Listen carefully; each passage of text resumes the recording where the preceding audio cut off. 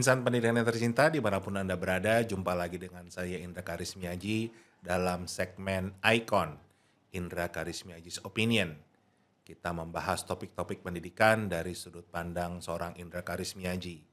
Kali ini kita akan membahas peraturan baru dari Kementerian Pendidikan, Kebudayaan, Riset, dan Teknologi, bicara tentang perubahan kurikulum. Sekarang secara resmi, Indonesia menggunakan kurikulum Merdeka, tidak lagi menggunakan kurikulum 2013. Pertanyaannya, apakah memang kita membutuhkan pergantian kurikulum dalam upaya untuk mencerdaskan kehidupan bangsa? Karena apapun yang dilakukan oleh pemerintah tidak boleh lari dari tugas konstitusional untuk mencerdaskan kehidupan bangsa.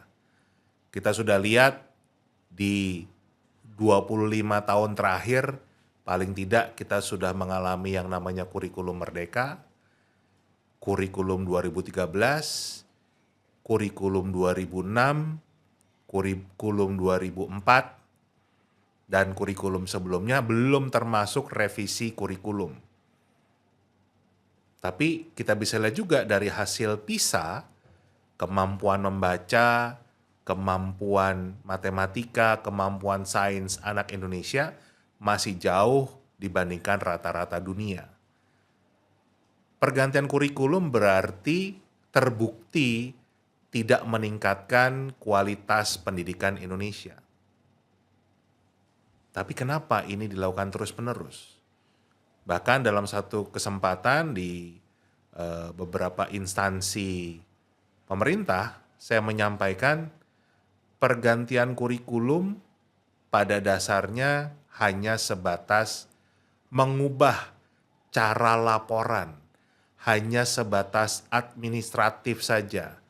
Tapi guru tidak ada perubahan dari cara mengajar, konten juga tidak banyak yang berubah, hanya urusan administrasi saja.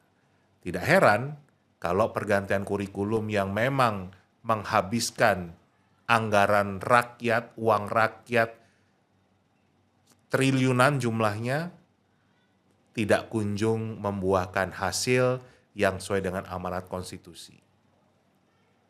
Menariknya, para pejabat di Kementerian Pendidikan, Kebudayaan, Riset, dan Teknologi mengatakan bahwa pergantian kurikulum ini ditujukan untuk memperbaiki skor PISA kita tadi.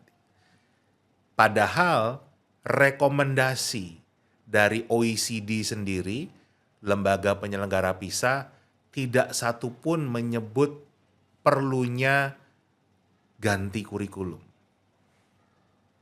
Di rekomendasi OECD tahun 2018, jelas dikatakan adalah yang harus dibenahi adalah kualitas kapasitas guru-guru Indonesia dengan memastikan adanya program mentoring, kemudian juga memastikan program dari pra-service training, artinya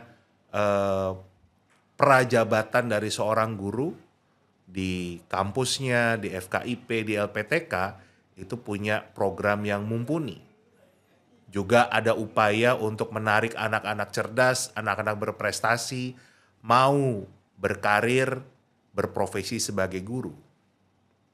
Bahkan secara eksplisit dikatakan bahwa di tahun 2018, Indonesia baru saja mengubah kurikulum. Pastikan semua guru mendapatkan pelatihan yang mumpuni dan menjadikan mereka sebagai agen dari perubahan kurikulum tersebut. Tapi menariknya, tahun 2022 justru pada saat tes PISA yang selanjutnya, pemerintah Indonesia sudah mengganti kurikulumnya dengan kurikulum baru.